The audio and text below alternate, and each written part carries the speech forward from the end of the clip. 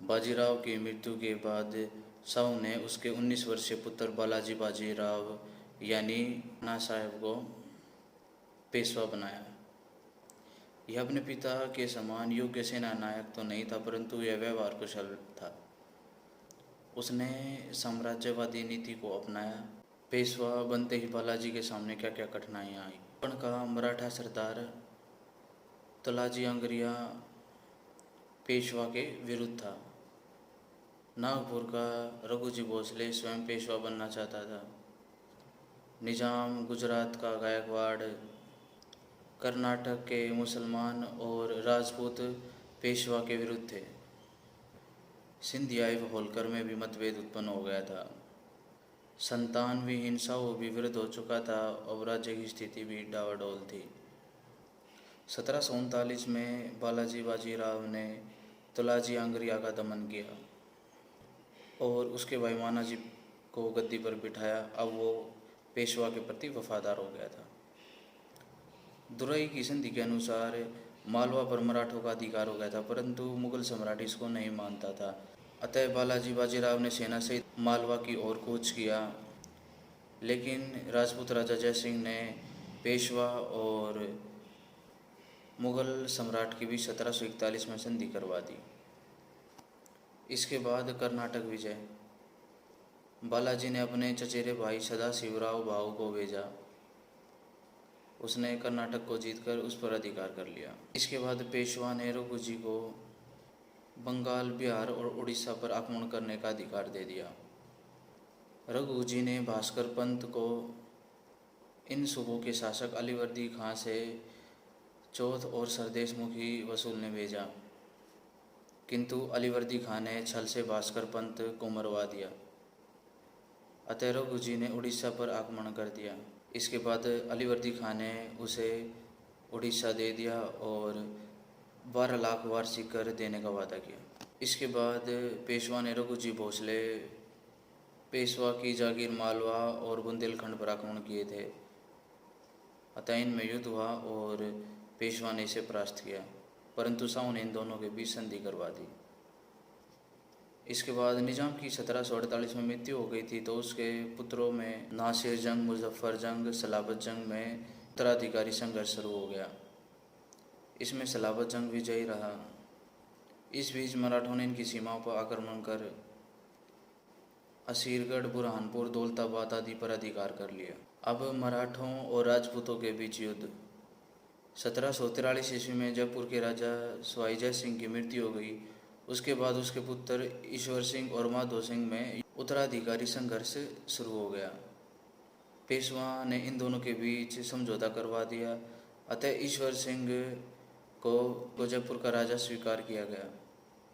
ईश्वर सिंह ने पेशवा को 4 जिले और 3 लाख रुपए भेंट में दिए। इस समझौते से ईश्वर सिंह असंतुष्ट रहा और मराठे उसे कर के लिए बार बार तंग कर रहे थे, जिससे तंग आकर ईश्वर सिंह ने अपने परिवार समेत आत्महत्या कर ली। इसके बाद माधो सिंह शासक बना। उसने मराठों द्वारा कर मांगने पर कई मराठों का वध करवा दिया, जिसके बाद मराठों और राजपूतों में युद्ध छिड़ गया। इसी वजह से पानीपत के तृतीय युद्ध में राजपूतों ने मराठों की सहायता नहीं की। इसके अलावा मराठों के सूरजमल जाट से भी संबंध बिगड़ गए थे, क्योंकि मुगल सम्राट के कहने पर मराठों ने कुम्हेर के पर घेरा डाल दिया था, परंतु वे असफल रहे।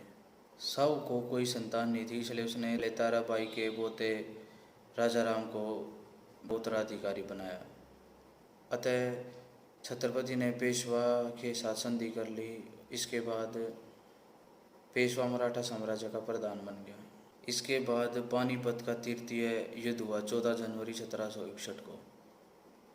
अहमद शाह अब्दाली दिल्ली और मथुरा को लूट के वापस चला गया था और अपने पुत्र तैमूर शाह को पंजाब का शासक बनाकर छोड़ गया था, और वे बार बार अफगान भारत की राजनीति में हस्तक्षेप कर रहे थे। अतः पेशवा ने अपने सेनापति रघुनाथ राव को भेजा। उसने दिल्ली, कुंजपुरा, सरहिंद, लाहौर तथा अटक पर अधिकार कर लिया। इसके बाद मराठों द्वारा पंजाब के शासक तैमूर शाह यानी अब्दाली के पुत्र को वहाँ से खदेड़ दिया गया, जिससे कि मराठों और अब्दाली में युद्ध निश्चित हो गया। इसके अलावा इस युद्ध के और भी मुख्य कारण हैं। मराठे दिल्ली राजनीति में हस्तक्षेप कर रहे थे। मराठों ने भारतीय मुसलमानों का पक्ष लिया तथा दिल्ली दरबार में दूसरे विदेशी मुसलमान यानी ईरानी, उन्होंने इससे क्रोधित होकर अब्दाली को आमंत्रित किया और अब्दाली का साथ दिया। इसके अलावा मराठे हिंदू पद पातशाही की स्थापना करना चाहते थे, इसलिए सभी मुसलमान एक हो गए। इसके अलावा मराठों ने दिल्ली से अब्दाली के प्रतिनिधि नजीब उद्दौला को खदेड़ दिया था। मराठों ने रोहिलों की शक्ति को नष्ट कर दिया, जिससे कि रोहिलों ने अब्दाली का साथ दिया। तो क्रुद्ध होकर अब्दाली ने दिल्ली पर आक्रमण कर दिया। 1760 ईस्वी में दत्ता जी को परास्त किया और वो मारा गया। इसके बाद वो यहीं रुक गया मराठों को कुचलने के लिए। इसके बाद मल्हारराव होलकर भी अब्दाली से परास्त होकर राजस्थान भाग गया। अब्दाली ने घोषणा की, बड़ी चतुराई से घोषणा की कि वह मुस्लिम राज्यों को मराठों से बचाने के लिए यहाँ रुका हुआ है। सारे मुस्लिम उसकी तरफ हो गए। इसके बाद युद्ध शुरू हो गया। 14 जनवरी 1761 में दोनों के बीच भयंकर युद्ध हुआ और इसमें पहले पेशवा का पुत्र विश्वासराव मारा गया। अतः मराठे अपना संयम खो बैठे। इसके बाद सदाशिवराव भाऊ, तुकोजी सिंधिया, जसवंतराव पवार, तोपची इब्राहिम गारदी एवं जानकोजी सिंधिया आदि मराठे सरदार मारे गए। महादजी सिंधिया और मल्हारराव होलकर इस युद्ध में से भाग गए। इसके अलावा 35,000 मराठे बंदी बनाकर मार डाले गए और इस भीषण हत्याकांड के बाद अब्दाली विजयी रहा। संभवतः इस युद्ध में बालाजी बाजीराव उपस्थित नहीं था। अगर बालाजी बाजीराव इस रण क्षेत्र में होता तो युद्ध के परिणाम और हो सकते थे। 1761 के बाद बालाजी बाजीराव भी कुछ दिनों में ही मर गया। बालाजी बाजीराव की मृत्यु के बाद 1761 ईस्वी में उसका 17 वर्षीय पुत्र माधवराव नारायण पेशवा बना। यह एक महान पेशवा था। इसका शासनकाल 1761 से 1772 ईस्वी तक रहा। इसके समय में मराठों ने अपनी खोई हुई शक्ति दोबारा प्राप्त कर ली थी।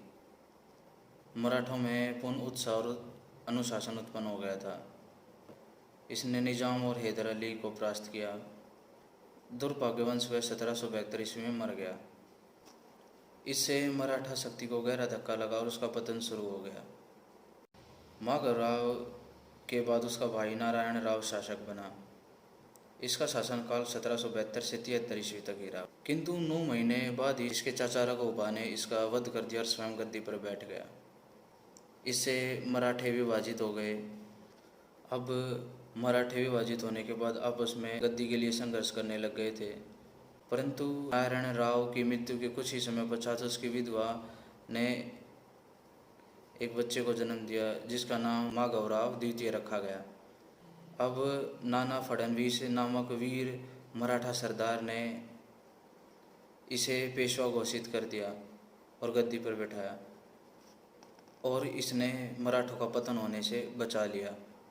पेशवा माधवराव द्वितीय का शासनकाल 1774 से 96 ईस्वी तक रहा।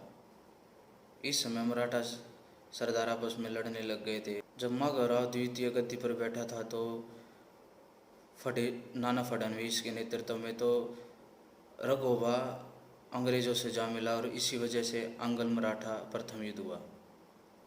पेशवा माधवराव द्वितीय की 1796 में मृत्यु के पश्चात 1800 ईस्वी में नाना फडणवीस की भी मृत्यु हो गई और महादजी सिंधिया भी इस समय मर चुका था। तो मराठों की शक्ति क्षीण होने लगी और वो आपस में लड़ने लगे।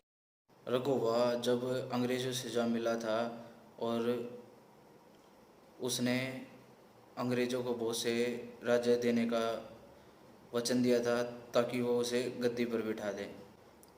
इसके बाद रघुवा के पुत्र बाजीराव द्वितीय को गद्दी पर अंग्रेजों द्वारा बैठाया गया।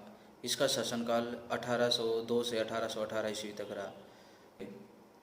1802 से 1818 के मध्य अंग्रेज और मराठों के बीच 4 युद्ध हुए। इन सब युद्धों में मराठों की पराजय हुई। बहुत से प्रदेशों पर अंग्रेजों का अधिकार हो गया और अंत में 1818 ईस्वी में अंग्रेजों ने पेशवा बाजीराव द्वितीय को गद्दी से हटा दिया और वो उनका पेंशन पर उसे गद्दी से हटाकर उसे पेंशन प्रदान की। इस प्रकार भारत में मराठा शक्ति का पूर्णतः अंत हो गया।